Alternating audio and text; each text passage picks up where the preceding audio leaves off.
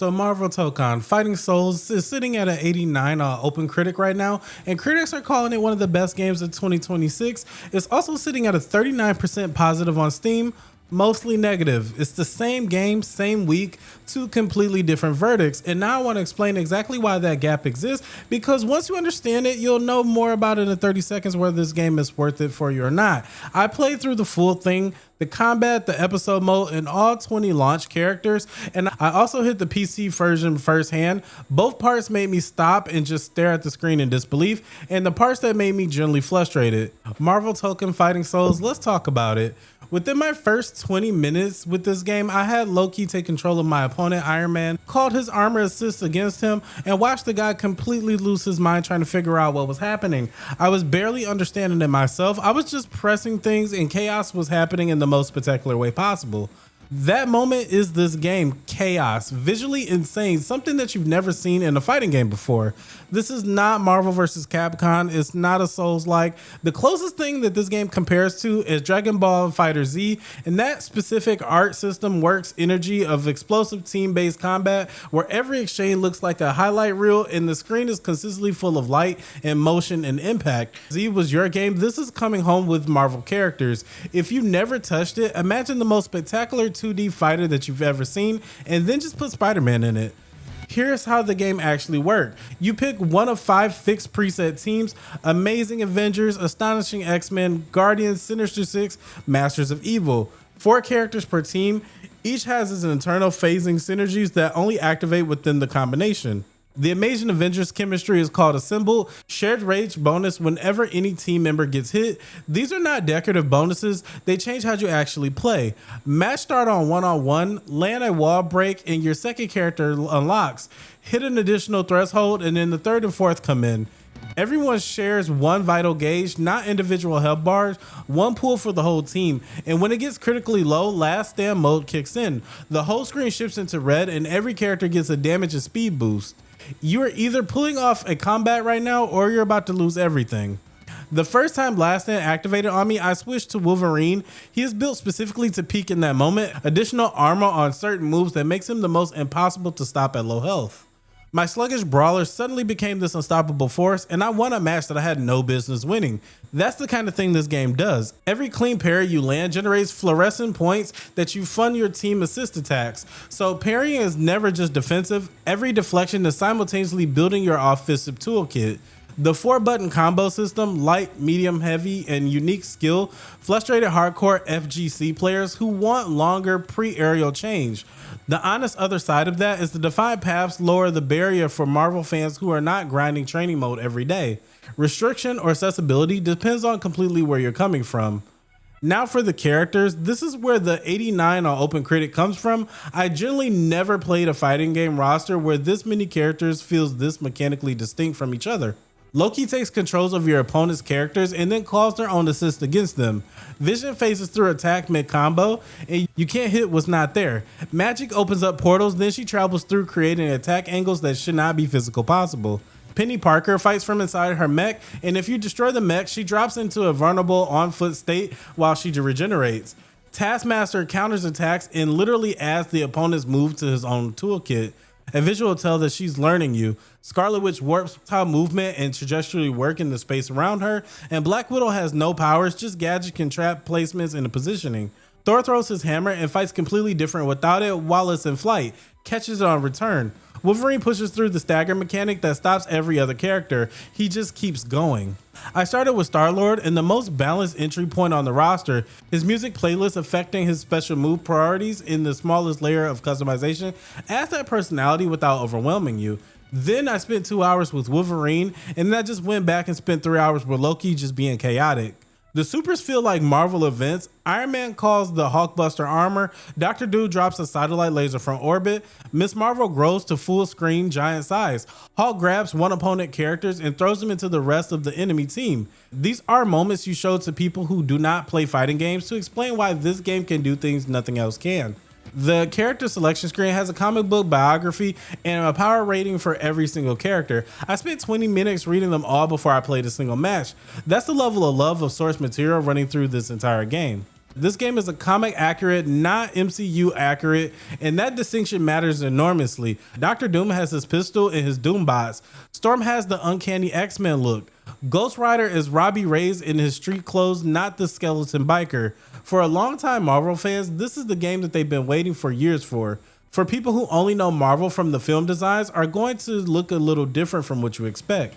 Episode Mode is written by Kieran Gillen, the acclaimed Marvel comic writer behind some of the best Iron Man and Young Avenger runs in the last decade.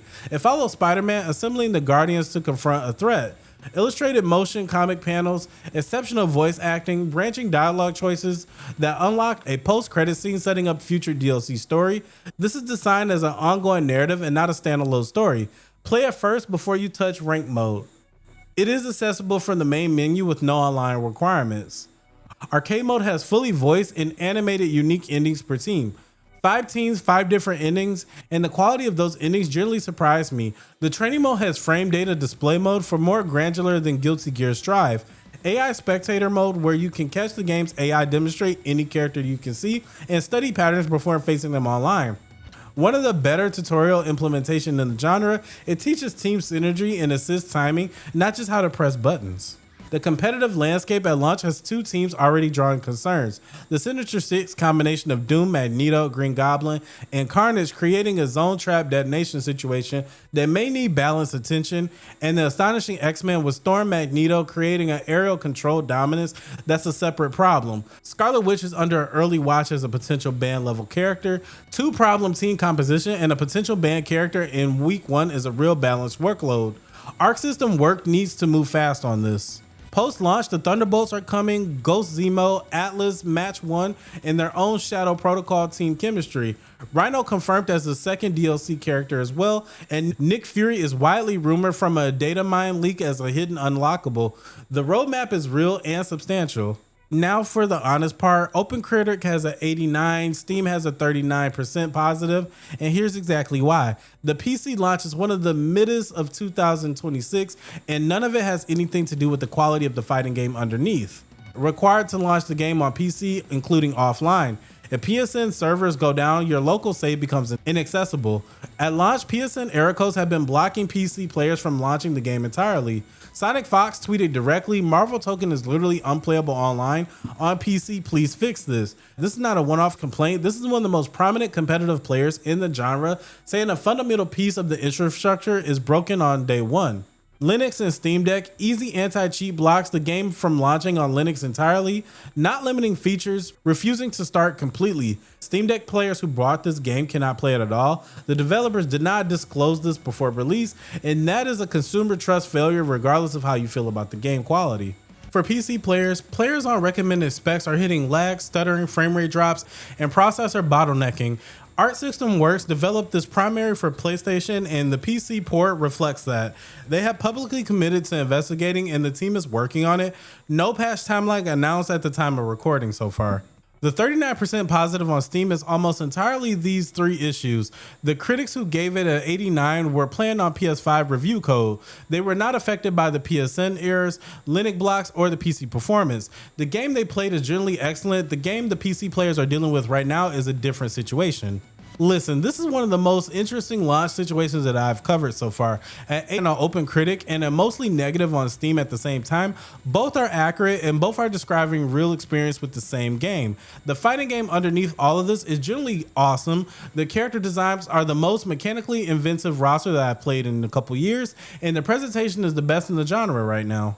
Kieran Gillen writing episode mode in the supers that feel like Marvel movies, an opening cinematic that every single person who has seen it compares it to an actual Marvel trailer. OpenCritic 89 is earned. The PC situation is a real problem that needs to be fixed, and it needs to be fixed fast because every day that 39% positive sits on Steam is a day players are walking away from a game that would generally impress them if it worked. So here's where you land. On PS5, definitely buy it. At $60 for the best fighting game since Guilty Gear Strive is justified. On PC Pass, install it tonight at zero risk. And on PC, if you're a patient, wait for the patch. The game is worth it when it does work. On Linux or Steam Deck, just hold off completely. On PC, if you have no patience for technical issues, just wait a while. On the fence about competitive investment, watch a week of high-level play and see how fast our system work addressing the balance concerns. The Thunderbolts announcement on launch day, the confirmed DLC roadmap, and the level and creative investment visible in every frame of this game. Arc System Works is not walking away from this. The foundation is generally great. The launch is generally rough. Now you know which one applies to you. So that's it for Marvel Tōkon Fighting Souls. Drop a comment. Are you on PS5 already playing? Or are you on PC waiting for some patches? Or did the Steam situation just put you off completely? I want to hear all of it because this conversation is generally one of the most interesting in the game right now. And I do stream live on Twitch every Monday, Wednesday, Friday, and Sunday at 9:30 Eastern time. Come hang out.